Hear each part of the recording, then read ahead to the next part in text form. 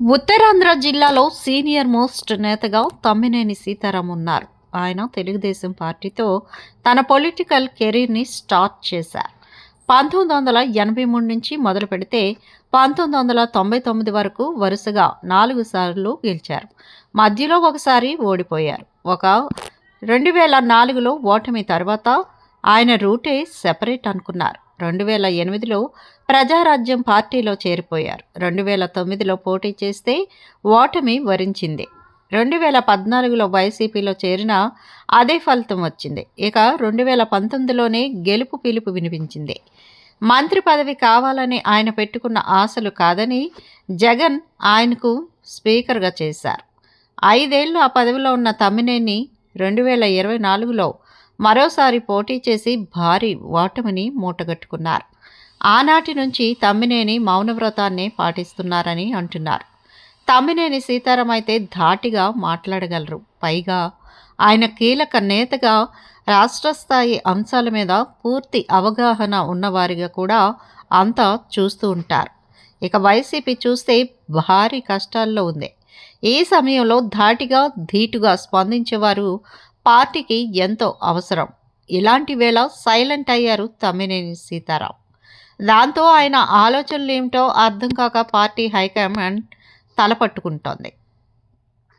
తమ్మినేని 1983 నుంచి ఆముదాల వలసనే నమ్ముకున్నారు. ఇప్పటికీ ఆయన ఆ సీట్ నుంచి 10 సార్లు పోటీ చేశారు. 5 సార్లు గెలిచారు. ఎన్నో మంత్రి పదవులు అందుకున్నారు. ఇక తన వారసుడికి ఆ సీటు కావాలని కోరుతున్నారు. కానీ పార్టీ మాత్రం ఆయన్ను శ్రీకాకుళం పార్లమెంటు ఇన్ఛార్జిగా నియమించింది. అక్కడ రవికుమార్ అనే కొత్త నాయకుడికి పదవిని ఇచ్చింది. దాంతో తమ్మినేని అలిగారని అప్పట్లో వార్తలు కూడా వచ్చాయి. ఇక ఆయన చురుకుగా పాల్గొనాలని పార్టీ పెద్దలు సూచిస్తే అప్పుడప్పుడు మాత్రమే మీడియా ముందుకు వస్తున్నారే తప్ప పెద్దగా రియాక్ట్ కావడం లేదని అంటున్నారు.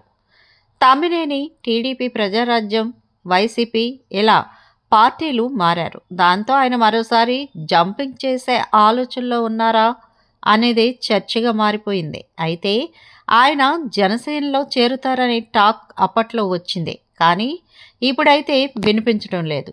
ఇక టీడీపీలో నో ఛాన్స్ అని చెప్పాలి. అక్కడ ఆయన మేనల్లుడే సిట్టింగ్ ఎమ్మెల్యేగా ఉన్నారు.